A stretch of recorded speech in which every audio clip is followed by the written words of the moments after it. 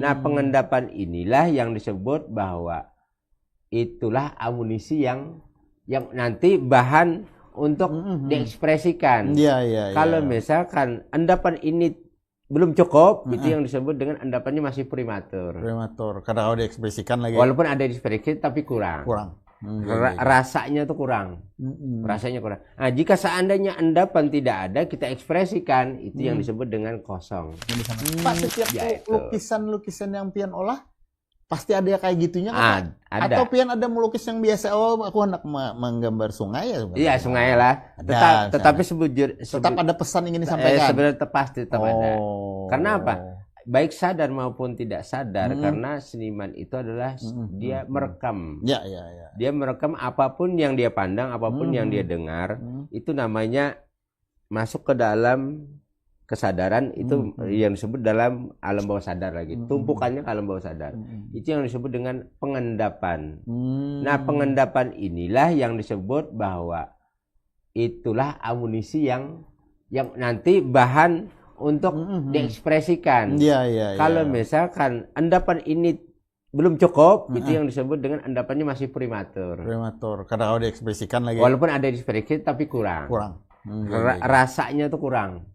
Rasanya kurang. Nah, jika seandainya endapan tidak ada, kita ekspresikan, itu yang disebut dengan kosong.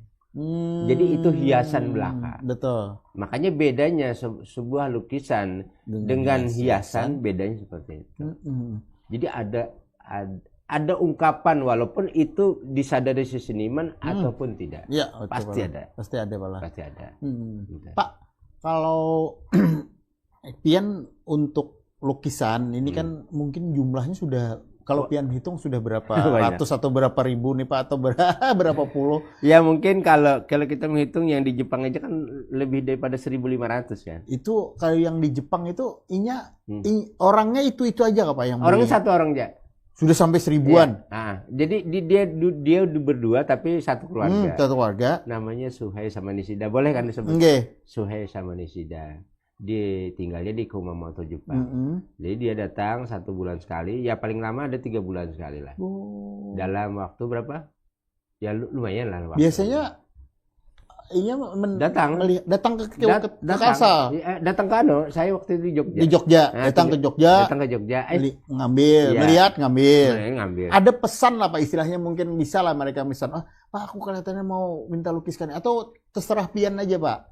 Jadi ada yang dia meminta. Nah ini ada sebagian dari si seniman yang disebut idealis. Idealis itu kadang-kadang kalau ada seorang tuh pingin dia, Pak saya bisa nggak begini? Nggak bisa. Ya, makanya itu istilahnya ada sedikit kurang bijaksana lah. Yang disebut dengan bahwa ada semacam kayak ini, tidak menghargai orang. Siapa tahu bahwa apa yang disebutkan orang itu sesuatu yang luar biasa.